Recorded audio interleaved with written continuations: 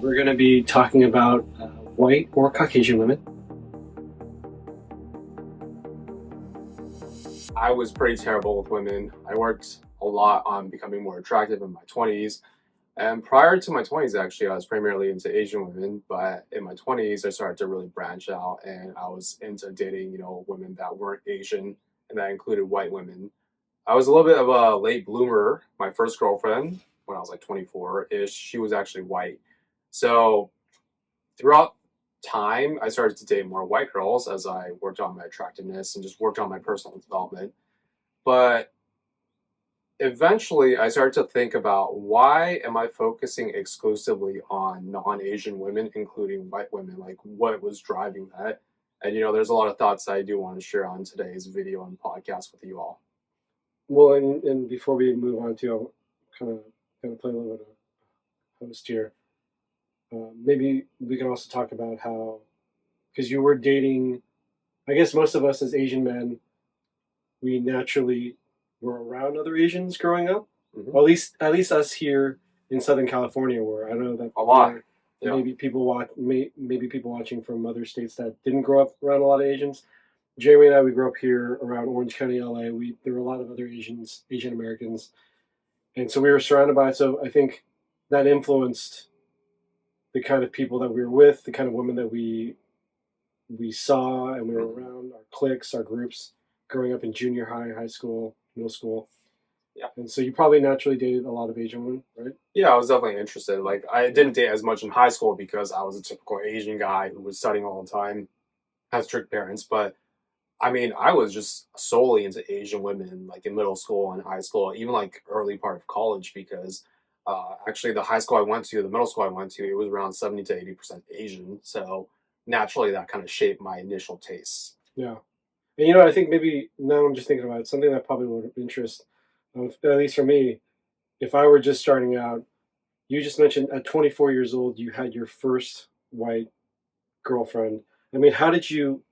I think a lot of people would be interested. How did you make that kind of leap, jump, switch, whatever you want to call it? Hmm. Was it just by accident? Was she like in your social circle, or? Yeah, actually, I met her. She was sitting on a bench in the mall, and she just caught my eye, and I went up and talked to her. So, that's one of the cases where just approaching a stranger worked out for me. But, actually, come to think of it, what you just said reminded me of when I actually started to really broaden my horizons of women that I want to date. It actually started in, I think I was 22. I had an internship with a dating company, and the instructors were Caucasian, they were white. And not that they were imprinting anything on me, but one time we actually went to Scottsdale to, do the whole like have a dating coach take you out and like show you the ropes, right? And Scottsdale, for anyone that's been there, it's pretty white. So all the attractive women at the clubs, there was like, I think I was like probably like the only Asian person there that I saw during my entire time there, like the 3 days I was there. So all the attractive women there were primarily either Hispanic, but majority were white, right?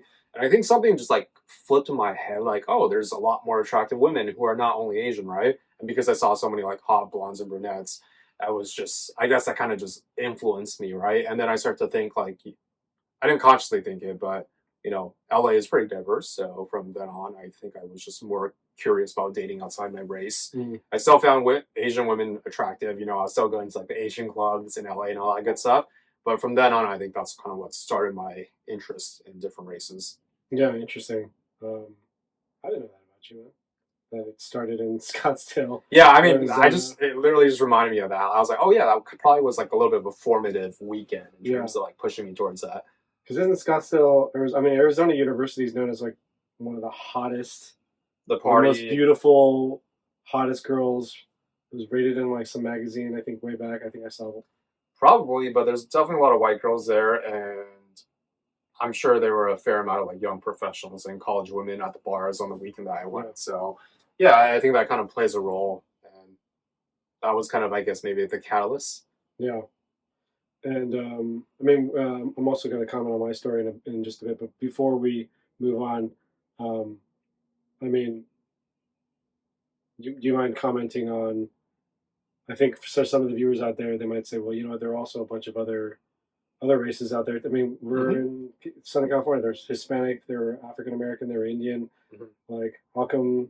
I mean, me as being devil, how can you even say, well, I noticed these girls too, because, you know. Yeah, just watch. I'm gonna get flamed in the comments. You're going to get canceled so Yeah, hard right now. this is why he's asking the questions, because he's making me We're tell going to my make this story. so enjoyable for you It's all guys. focused on me and not on him. I'm gonna be asking the questions soon. So, okay, yeah. And So that's where we're going to click off the video. Tune in next time. yeah. So on that point, I totally get what you're asking. It kind of goes into like, this is a thing that we notice actually with Asian guys, and we're also guilty of it when we were younger in our 20s primarily. But it's like, why do Asian guys have such a fixation on white girls, right? I mean, I'll be dead honest. Like the most popular search term leading to one of my websites when I did a personal development brand for Asian guys was AMWF, and AMWF, adult content. True story, right? But that was a question that if you just look at YouTube and everything, right? Like the very popular videos is always like Asian guy dating white girl, AMWF, right? Right. And it goes into like, why is there such a fixation for white girls, for Asian guys? And the answer really is internalized racism, because I think a lot of us have been in this journey, right? You grow up as an Asian guy, you're either bullied because of your race, or you feel disadvantaged because of your race. And then when you go out there and encounter different people, again, that sense of feeling inferior sticks with you. So in a way, because we are in a primarily American society, to be able to date an American woman is almost seen as like a status thing. Almost like, if I can accomplish Getting a Porsche or something. Yeah, and because it's harder for Asian guys to date outside of their race, specifically white women, right?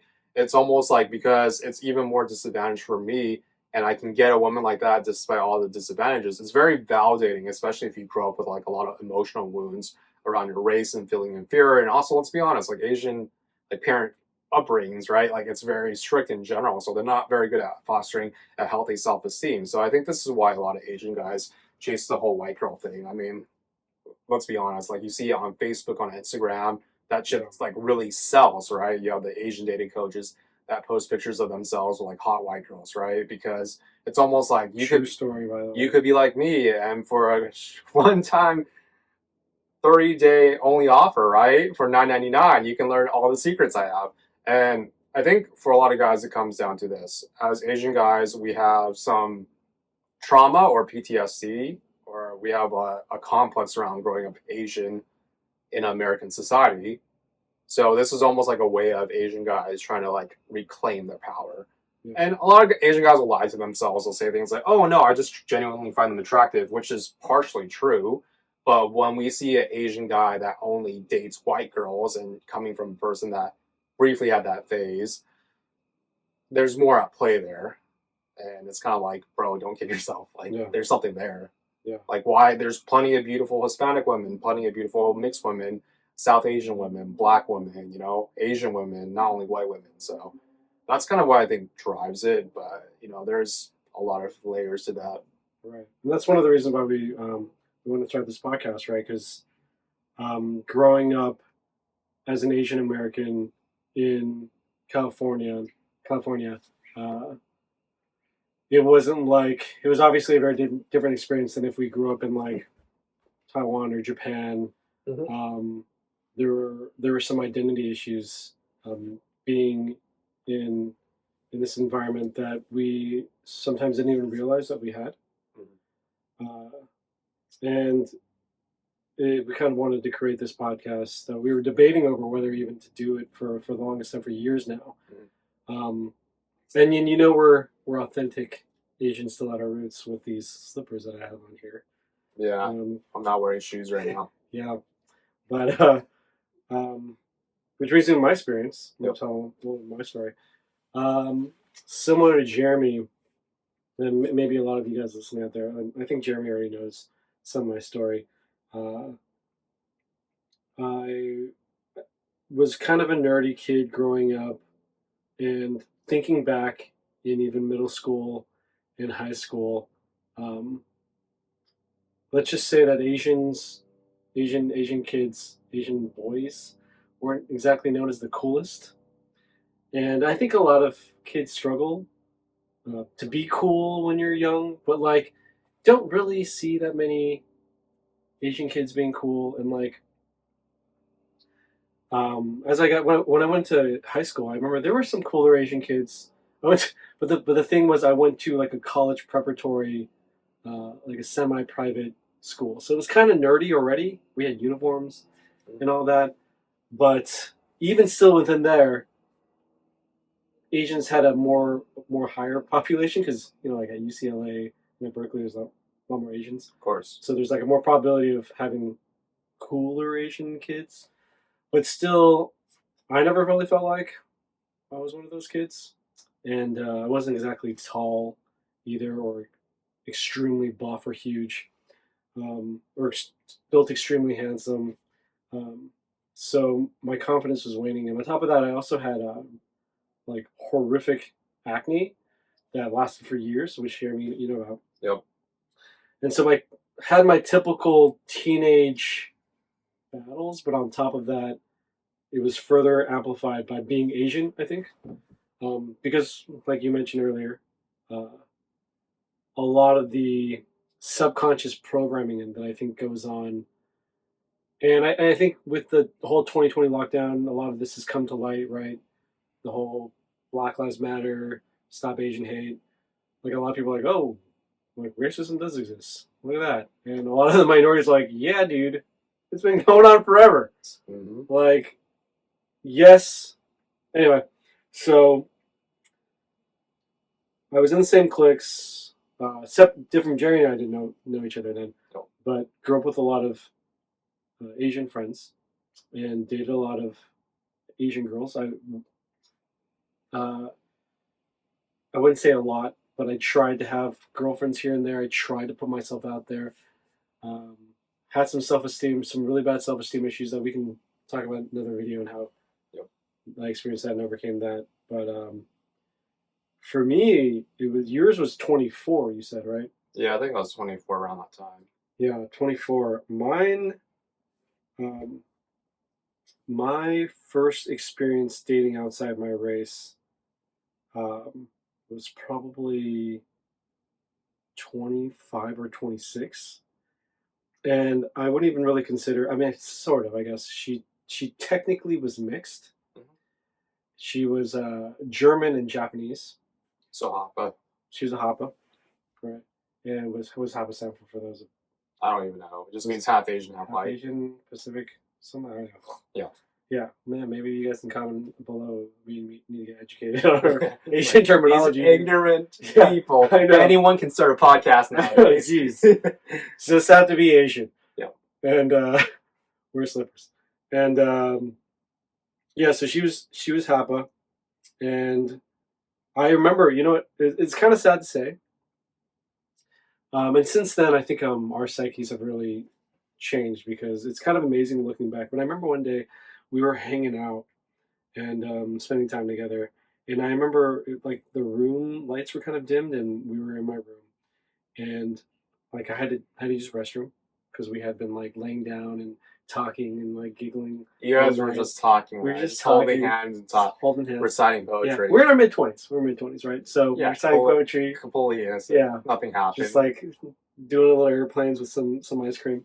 But the lights were pretty dim, and I remember I had to use the restroom. So I was like, oh, sweetheart, I'm going to go use the restroom real quick. So I went to the bathroom, and I turned on the lights. And it was kind of sad to say because I remember looking in the mirror and thinking, wow, I look so foreign, like an alien. Mhm. And it was my first.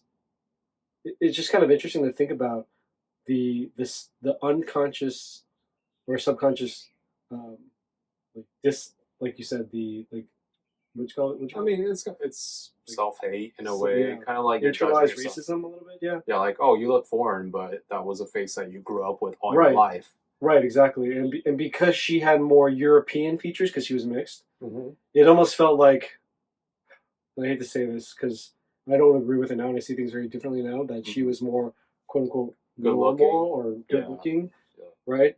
And now when I look back on those thoughts, it was like, damn, that was pretty fucked up. That's self-hate right there. Yeah, and probably shouldn't be saying that in our first podcast. Definitely, but Yeah, so we'll be publishing this on our Yeah. channels. Yeah. We'll be putting paid ads behind it, putting it on TikTok. all Yeah. that good stuff. If you want the full, uncensored version, subscribe to our Patreon. yeah. But yeah, so you saw yourself.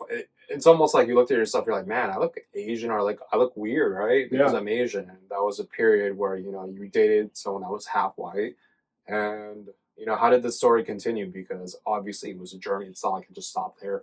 Yeah, she eventually moved away, and that's how that relationship ended. We probably go into more details on some other time. But the point is, when I was that age, I wasn't like you. I didn't have like the balls to just go up to somebody and just be like, "That girl's hot. I'm gonna talk to her." It was more of she was a friend of a friend, and we met each other at like a kind of gathering. And for me, it was also like a whoa because, well, before all our friends were Asian, they were all Asian, All right? Asian. Yeah. And I'm sure like maybe some of you watching out there can relate to that. They have the BMWs, the Acura TSX, The Mercedes, the Honda Toyotas, Civics. Yeah, the exactly. Lexuses. Yeah, that one friend with like the rice rocket bumper. Oh, the Honda Civics and Yeah. yeah, the giant mufflers. You weren't Asian unless you got boba, and we had baggy pants, I guess. Oh man, like Anchor Blue. Remember, like the baggy ass Oh. jeans and spiked hair. Yeah. You weren't Asian until you had the spiked faux hair. hawk. Yeah. Do we have faux hawk? No, I mean, I think that was later on, yeah, but I think with the bangs. Yeah, but I remember in high school it was like the spiky hair. We'd get gel from like the 99-cent store. Oh yeah. If you guys like this video and topic, please like and subscribe. If there's any other comments that you guys have or any other topic ideas, please leave it down in the comments below. And we'll see you all soon.